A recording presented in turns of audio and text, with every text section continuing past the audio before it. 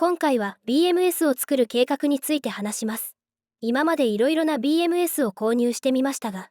望む機能を実装した製品がなかったため、欲しい機能を実装した BMS を自作しようと考えています。欲しい機能は、1、過放電防止機能、2、過充電防止機能、3、バランス充電機能、4、温度制御機能の4つになります。BMS に望む機能についての詳しい話は、概要欄のリンクを参照ください。1、過放電防止機能。こちらは、指定した電圧を下回った場合に、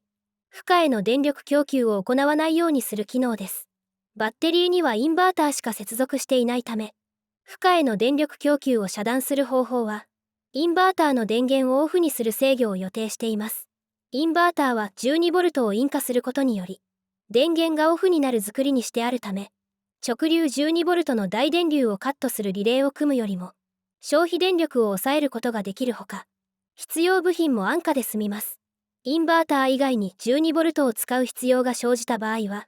そこに必要な電流に絞ったリレーを組むことで、効率の良い制御にする予定です。2、過充電防止機能。こちらは指定電圧を上回った場合に、充電器への電力供給を行わないようにする予定です。こちらも、直流 12V の大電流よりも、交流 100V の通常電流の方が、その電気的性質からリレーに向いているため、充電器への 100V 供給を遮断する制御が良いと考えています。指定電圧で充電を止めることができるため、満充電を回避する長寿命運用も可能になります。3、バランス充電機能。こちらは、セルごとに個別に充電できるものにし、バランスが崩れた場合に稼働させる方法にする予定です。この制御方法であれば、過剰なバランス充電によるバッテリーの充放電回数を少なく抑えられます。充電終了でバランス充電にシフトさせる方法や、指定電圧を下回ったらバランスさせる方法もありますが、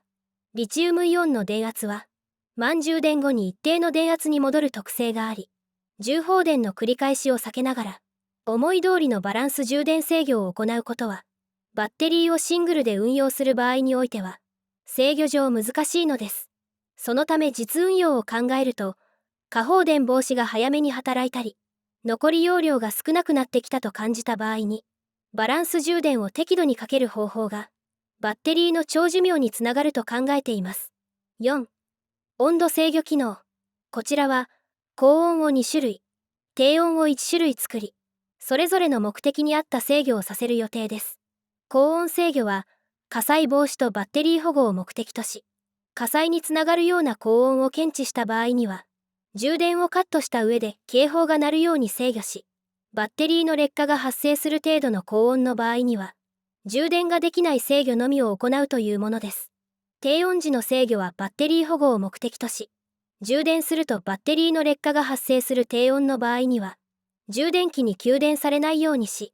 充電ができないように制御する予定です。以上が自作する場合の BMS の機能になります。市販の BMS の動向もチェックしてはいますが、希望する BMS に出会えない場合には、このような BMS を自作しようと考えています。ご視聴ありがとうございました。